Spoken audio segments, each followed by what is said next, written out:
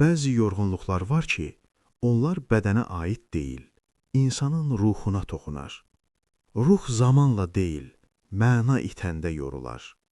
Ruh məyusluqlardan yorular, ağrılardan, itkilərdən ağırlaşar, saxtakarlıqlardan və özünə aid olmayan bir həyatı yaşamaqdan tükənər. Axşam az xəbər verir ki, bu sözləri xalq artisti Naibə Allahverdiyeva sosial şəbəkədə yazıb.